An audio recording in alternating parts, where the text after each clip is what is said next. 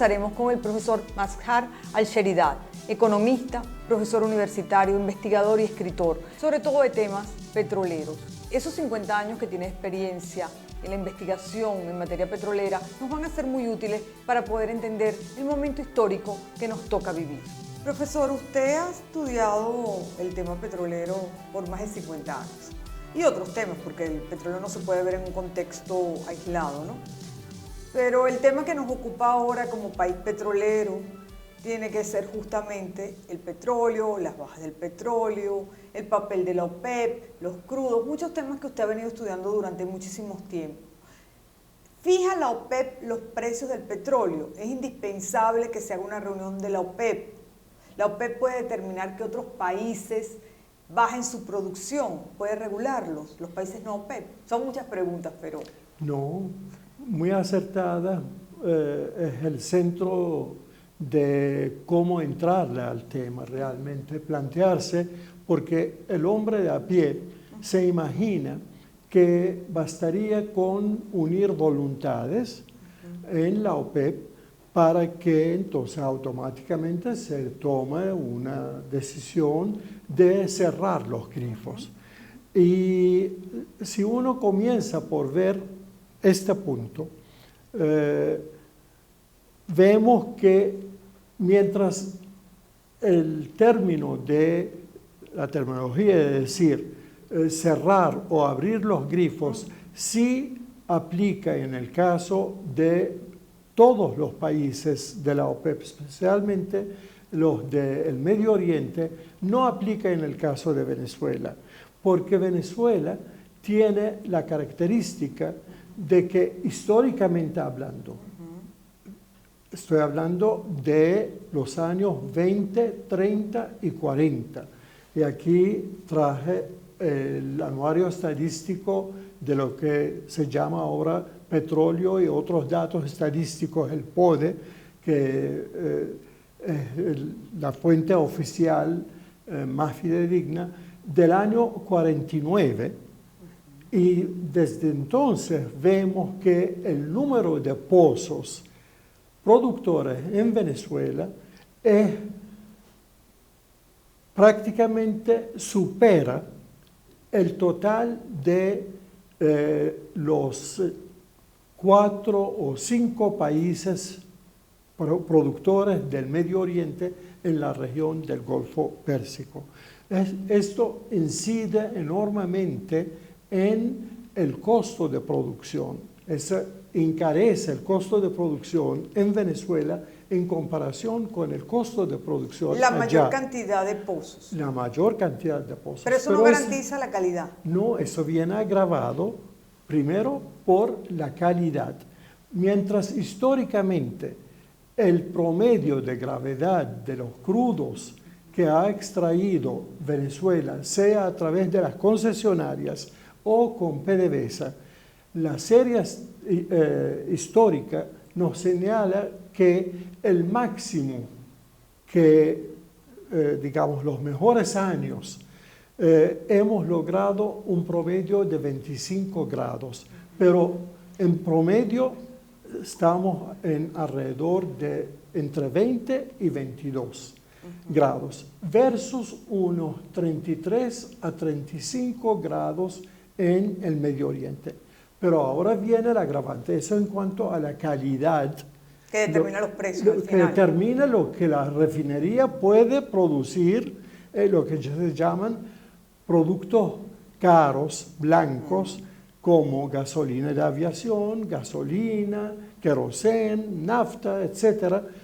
Mientras más pesado es el petróleo, lo que se puede sacar es más que todo, son aceite, fuel oil, que sirve para centrales termoeléctricas, etc.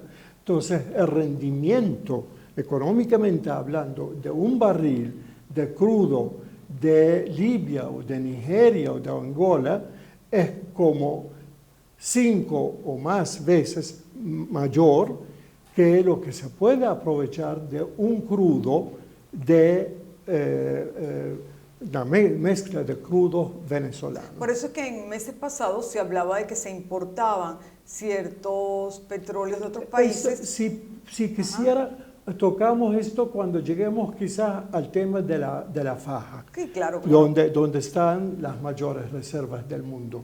Pero ahorita, si me permite entonces agregar al tema de la calidad del crudo, es ver si de estos pozos el crudo fluye naturalmente o tengo que bombearlo o tengo que sacarlo inyectando vapor, gas o agua, lo que se llama entonces producción secundaria.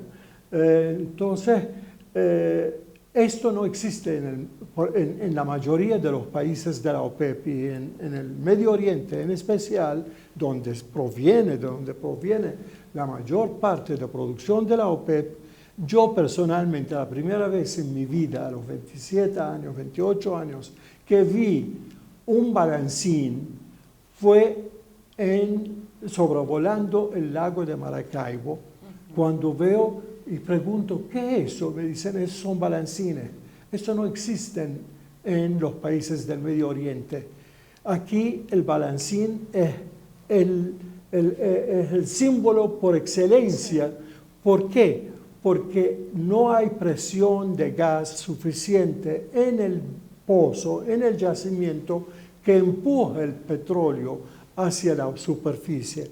Allá el petróleo no solamente fluye naturalmente, sino que con un rendimiento, comparando, me voy a colocar no en la actualidad, sino en 1950. Ese informe es de 1949. Exacto, ese es lo que se llama actualmente el PODE, Petróleo y otros datos estadísticos que saca el Ministerio de Energía y Petróleo, y que en el tiempo del ministro Egaña se llamaba Anuario Petrolero de Venezuela. Egaña padre. Exacto, Manuel Egaña padre, del año 49. Y ahí podemos ver que Venezuela tenía una ventaja comparativa enorme en cuanto a la productividad por pozo, que eso tiene que ver con la cantidad de gas que hay en el yacimiento, que a la hora de la producción, de la extracción,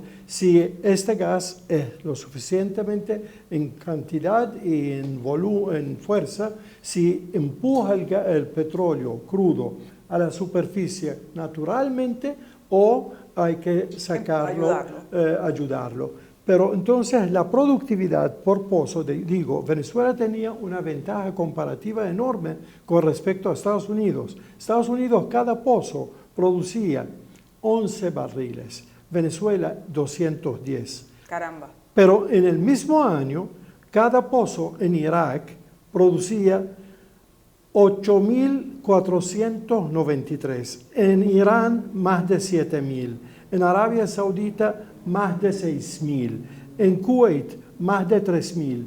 Esta situación sigue hasta nuestro día porque simplemente vamos a tomar, por ejemplo, para el año 2000, el total de pozos en la OPEP, en el caso de Venezuela, vamos a tomar, había 15.500 pozos, de los cuales solamente 1.200 fluían naturalmente.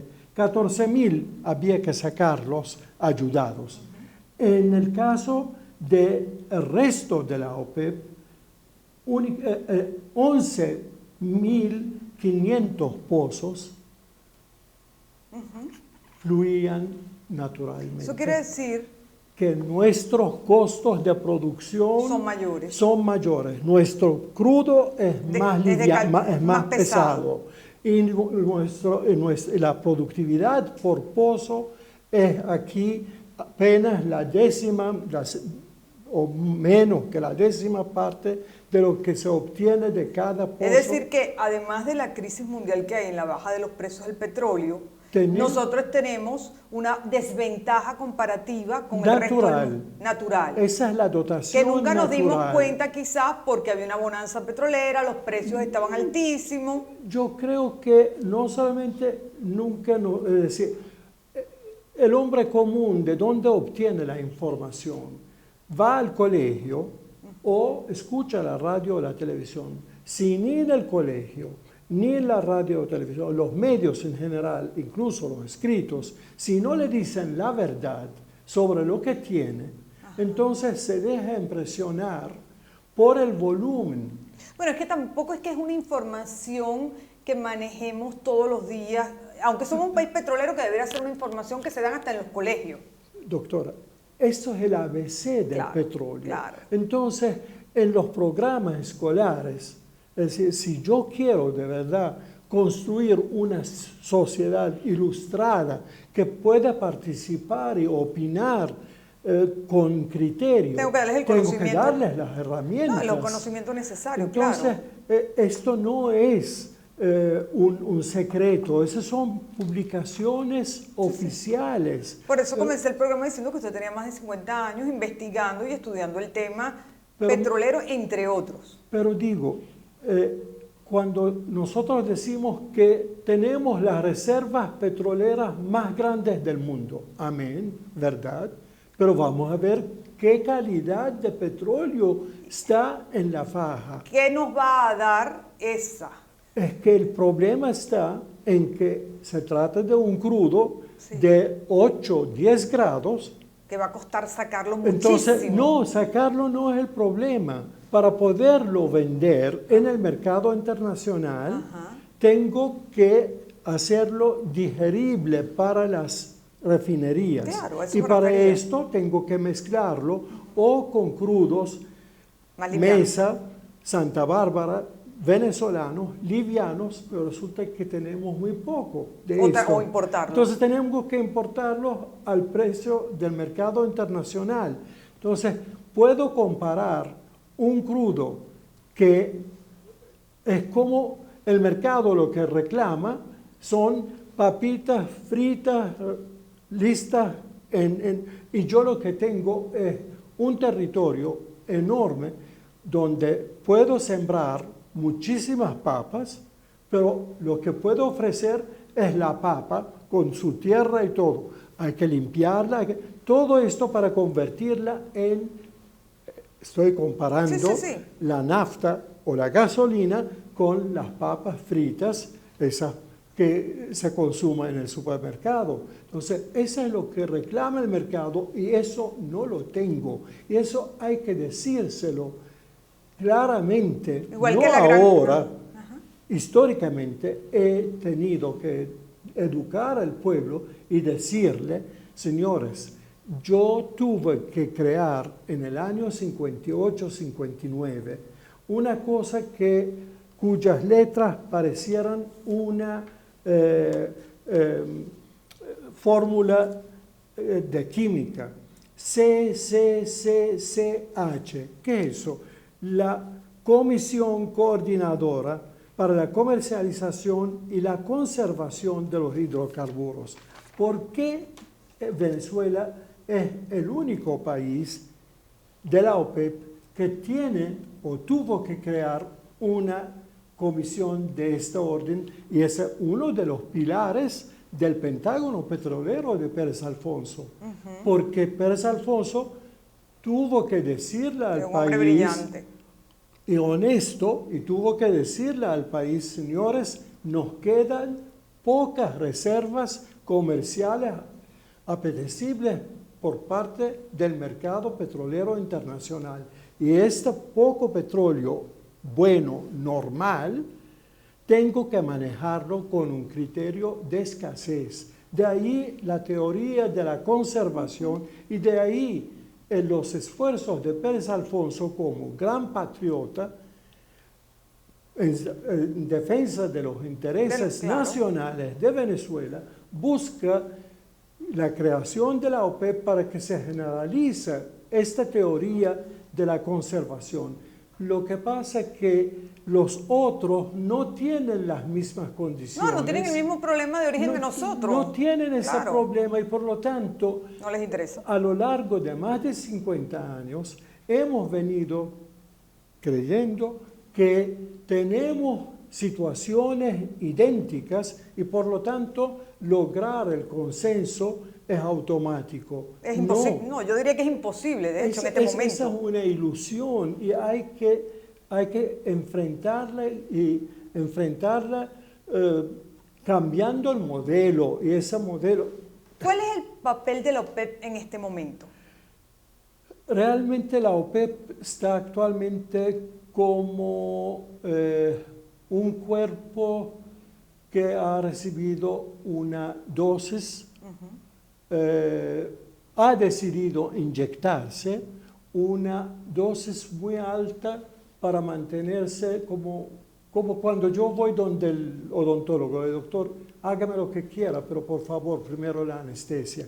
Entonces, está así como parálisis, pero no casual, sino simplemente por el es momento una histórico. Determinación Claro. de que, porque cuando la OPEP ve que actualmente su producción es de 31 millones de barriles, de un total mundial que supera los 90, es el 30% apenas de la producción mundial, y dice, pero caramba, yo que tengo todas las reservas del mundo, y en el año 80 producía también 31, entonces me quedo estancado en la cifra del año 80.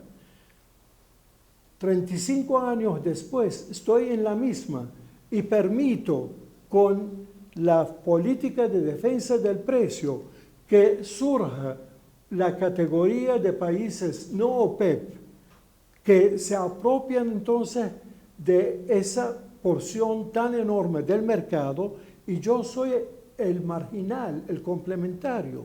No, yo no me voy a prestar más para que los de producción, de costos de producción más altos del mundo, como Canadá, como Estados Unidos, como en las costas de Brasil, es decir, puedan desarrollar su costosísima producción confiado en que yo voy a recortar la mía. ¿Hasta cuándo? Correcto. Los países no OPEP tienen todo el derecho de producir lo que quieran producir y de exportar. Arabia Saudita, por ejemplo, aunque no es un país OPEP, se preparó para la baja de los precios del petróleo y acaban de declarar que ellos tienen, que ellos pueden sostenerse por mucho tiempo con los precios bajos. Irán aumentó aumentó su exportación.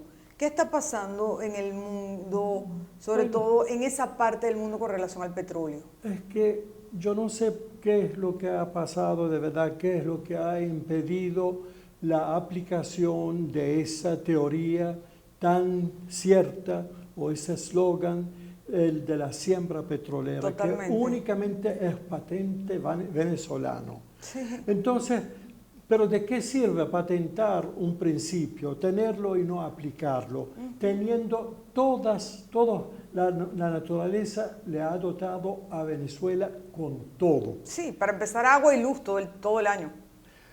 Y yo no sé por qué no somos capaces de imaginarnos nuestra vida previo al petróleo, como se la han planteado otros países conscientes de que el petróleo llegó a su cúspide en la matriz energética mundial, donde está el carbón, el petróleo, el gas, la leña, etcétera, la hidroeléctrica. Entonces, llegó en el año 73 a representar el petróleo el 48%. Ahora está en el 33%. Usted dirá, sí, pero el volumen de la demanda o de la producción se ha incrementado. Sí, pero todo indica a que la participación del petróleo en esa matriz energética mundial va en descenso va a llegar al 30% dentro de unos 10, 15 años. ¿Qué quiere decir eso? Y entonces... Que nos tenemos que diversificar rápidamente, ya juro. Y el mundo ha adquirido una conciencia que nadie puede cambiarla, ninguna voluntad política, ni de la OPEP, ni de los no OPEP. El mundo ha decidido hacer la conciencia ambientalista, quieren la protección del medio ambiente, y no hay duda de que el petróleo, como cualquier otro combustible,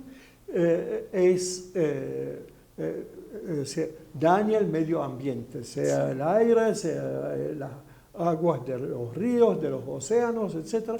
Entonces, el mundo quiere alejarse del petróleo, ir al gas natural y a los renovables. Entonces, aquellos países que no tienen nada sino desierto, y Dios les dio ese dote, como lo colocó también en Rusia, en Estados Unidos, en México, en Venezuela, pero los demás, todos los que mencioné, tienen otras posibilidades para desarrollar, para sembrar el petróleo. Bueno, el talento y el talento de la gente.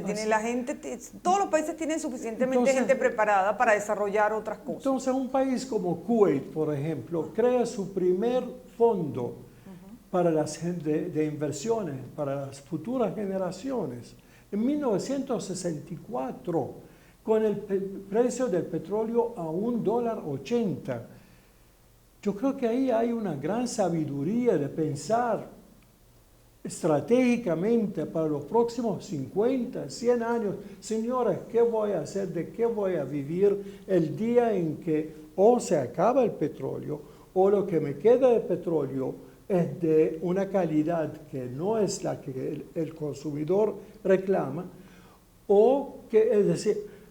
pero se requiere la voluntad política en todos nuestros países y en el nuestro de pensar el país a 10, a 20, a 30, a 40 y a 50 años. Yo creo que eso nunca ha habido en Venezuela.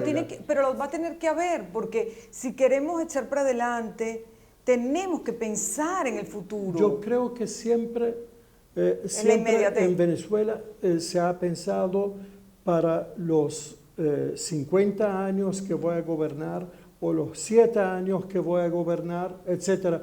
Pero la planificación estratégica no ha existido, y lo digo con conocimiento de causa. Yo trabajé como asesor de lo que se llama la vieja PDVSA entre el 87 y el 93. Y trabajé como asesor tanto para planificación estratégica como para comercio y suministro. Y yo no vi en algún momento la voluntad o la convicción de la necesidad de tener una planificación a largo plazo estratégica de verdad, que quiere decir por lo menos 20 a 50 años. Porque cuando hay bonanza no se piensa que puede haber un periodo de vacas flacas. Pero ¿qué bonanza? El único país que sufrió, su moneda sufrió un colapso por la baja de los precios a comienzos de los años 80 fue Venezuela con el Viernes Negro. El dinar kuwaití o real saudita o el dinar iraquí no sufrieron un Viernes Negro. Ellos no conocen la devaluación. En los próximos 10, 20 años, todo indica, y además usted lo acaba de comentar, que las materias primas y en especial el petróleo van a seguir perdiendo importancia. Por lo tanto, nosotros nos tenemos que preparar aceleradamente para desarrollar otros rubros. Sí, es que yo nunca he entendido, a lo largo de casi medio siglo que llevo aquí, nunca he entendido que en un país que tiene tanto territorio, donde el sol brilla todos los días, y hay agua, con tantos ríos, con tanta mano de obra, y con una cultura ancestral agropecuaria, totalmente, que no tengamos un megaproyecto agropecuario. No entiendo, de verdad me cuesta entender por qué sí existe un plan estratégico, un megaproyecto petrolero en los años 90 O luego el plan Siembra Petrolero 1, Siembra Petrolero 2, porque sí tenemos los recursos y la voluntad para invertir en petróleo, en hidrocarburos, pero no en el campo, no donde tenemos una ventaja comparativa. En el campo y en nuestros ríos, porque usted sabe Exacto. la fuerza y la energía que puede salir de un país con tantos ríos y con costa tan amplia. Ahí está la fuerza. Más de 2.000 kilómetros de costa, por favor. La energía que podemos generar a partir de nuestras costas y de nuestros ríos, una energía limpia además. Es impresionante. Es Para decir, nosotros y para exportar. Para exportar, Claro. para exportar, pero realmente yo creo que no entendemos todavía, pensamos que la baja de los precios es una cuestión de Coyuntural, de momento. Coyunturales o inducidas desde afuera con propósitos políticos, etcétera. No, señores, simplemente han entrado a la producción en los últimos 8 años un volumen de producción enorme. Estados Unidos, por ejemplo. Estados Unidos aumentó su producción de una forma admirable desde el punto de vista de ellos. Canadá, el mismo Irak saliendo de tantas guerras. Sí. Irak es el que sí le sigue a Estados Unidos en el incremento de la producción. Sí. Irak ha incrementado su producción entre el 2004 y el 2015 2,5 millones. Y ahora se suma Irán en los próximos Ahora días. Irán tiene almacenado como reserva flotante por las sanciones cerca de 50 millones de barriles de crudos livianos y de condensados ultralivianos.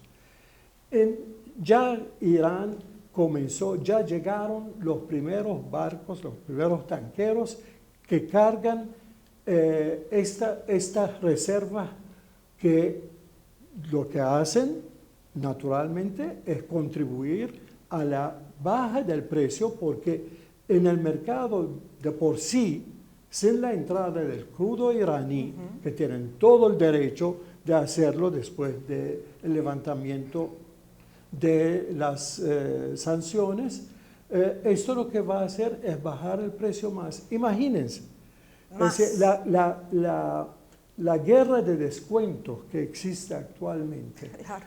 Vamos a imaginarnos a 5 Venezuelas en el Caribe. Esa es la situación en el Golfo Arábigo-Pérsico. Ahí están Irán, Irak, Arabia Saudita, Kuwait y los Emiratos. Y los Emiratos, claro. Vecinos, todos con crudos similares en cuanto a calidad, y todos compiten en el mismo mercado. Si la calidad es la misma, la única forma para yo captar clientes o una tajada mayor del mercado, si yo tengo la posibilidad de aumentar mi producción, es dando descuentos. Claro. Y eso es lo que se viene Y si además la ocurriendo. calidad no es la mejor, entonces estoy en una desventaja absoluta. No, Es Dios como- no permita que tuviéramos... Sí, sí. Dios quiera tanto a Venezuela que dejó en el Caribe a un solo importante país Sí, sí. exportador llamado Venezuela. Allá son 5 que Sí, sí. compiten entre sí. Y son unos tigres además. Bueno, entonces, motivo adicional que me debe llevar a pensar que no las tengo todas para ganar. No, y estratégicamente tengo que cambiar y Sí. tengo que dar un giro a nuestra economía que nos permita salir adelante. Es obligatorio, es imperativo, y yo creo que contaría con la aprobación popular, Sí. con amplísima mayoría, para no decir la totalidad, pero eso también acompañado por un programa cultural, porque Totalmente. todas estas decisiones de tipo estratégico necesitan tener... Educarse, enseñarse. El pueblo tiene el derecho de entender el porqué Y lo que del estamos- giro. Sí. Profesor, ya para terminar, un valor la extra. modestia.